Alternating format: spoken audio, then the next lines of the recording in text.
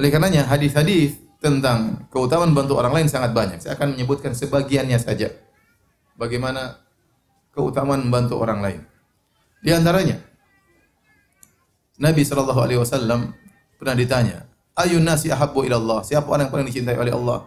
"Wa ayul amali ahabbu ila Allah?" Dan amal apa yang paling dicintai oleh Allah Subhanahu wa taala? Maka Nabi mengatakan, "Ahabbun nasi ila Allah anfa'uhum linnas."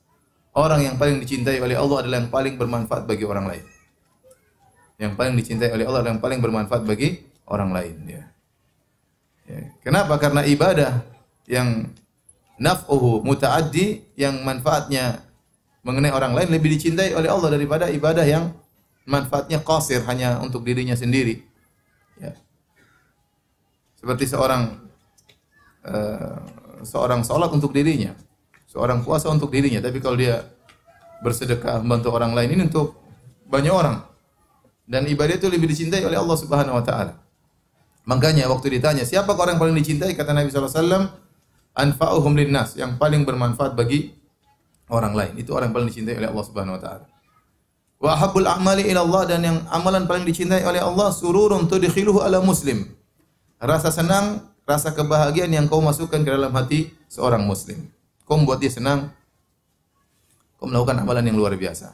Ya, sampai sesuatu yang sangat ringan, kata Nabi sallallahu alaihi wasallam, la tahqiranna minal ma'rufi syai'an walau an talqa akhaka biwajhin thaliq.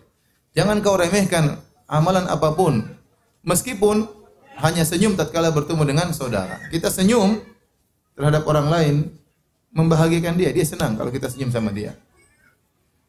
Demikian juga Rasulullah SAW mengatakan misalnya, wal kalimatu thayyibatu shadaqah.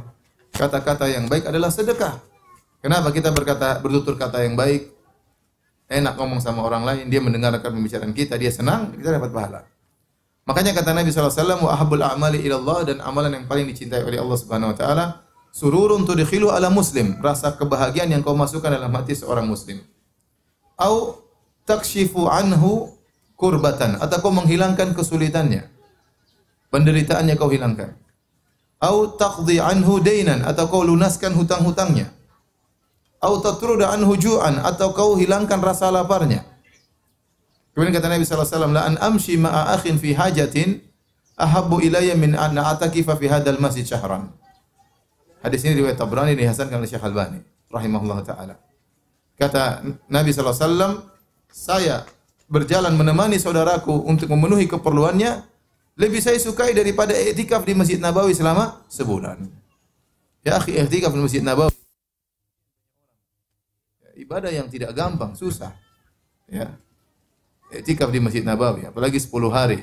Apalagi kita yang jauh rumahnya, mau i'tikaf harus berapa juta kita keluarkan. Apalagi akhir Ramadan, tiket mahal ya. Hotel mahal, tiket mahal. Ya. Kemudian tidur di masjid. Berat ya. Ada ibadah yang mudah, ente enggak usah jauh-jauh, cukup di Jakarta. Apa? Bantu orang. Bantu orang lain. Ente enggak perlu bayar tiket, enggak perlu bayar hotel ya. Menemani saudara kalau dia punya keperluan. Ini yang bilang Nabi sallallahu alaihi wasallam. La an amshi ma akhi fi hajatin ahabbu ilayya min a'tikifa fi hadzal masjid syahran. Aku jalan bersama saudaraku untuk memenuhi keperluannya, lebih aku sukai daripada i'tikaf di Masjid Nabawi selama sebulan. Kenapa kata para ulama? Karena ibadah i'tikaf ibadah yang naf'uhu qasir, manfaatnya terbatas untuk dirinya sendiri. Adapun membantu orang lain, naf'uhu muta'addi, manfaatnya untuk orang lain, banyak yang bisa dapat manfaat. Dan Allah ingin seorang hamba membantu saudaranya. Oleh karenanya disebutkan, riwayatkan dari Syekh bin Baz rahimahullah taala, beliau sering membatalkan puasa sunnahnya karena ingin memberi manfaat kepada orang lain. Begitu banyak kegiatan berkaitan dengan orang lain, banyak untuk manfaat umat, maka dia batalkan puasa sunnahnya. Ditanya kenapa? Kalau saya berpuasa tidak kuat untuk memberi manfaat kepada orang lain. Ini fikih. Bukan berarti alasan tidak puasa terus ya. Artinya demikianlah ya.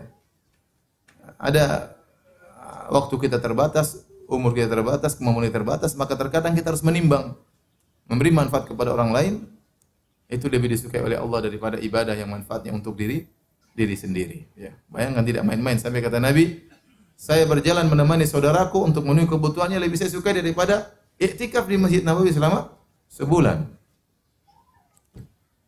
Terlepas apakah kebutuhannya terpenuhi atau tidak. Yang penting kita berusaha menemani dia memenuhi keperluannya. Bisa jadi terpenuhi, bisa jadi enggak terpenuhi. Ini dalil yang sangat kuat bahwasanya membahagiakan orang lain adalah ibadah yang sangat dicintai oleh Allah Subhanahu wa taala.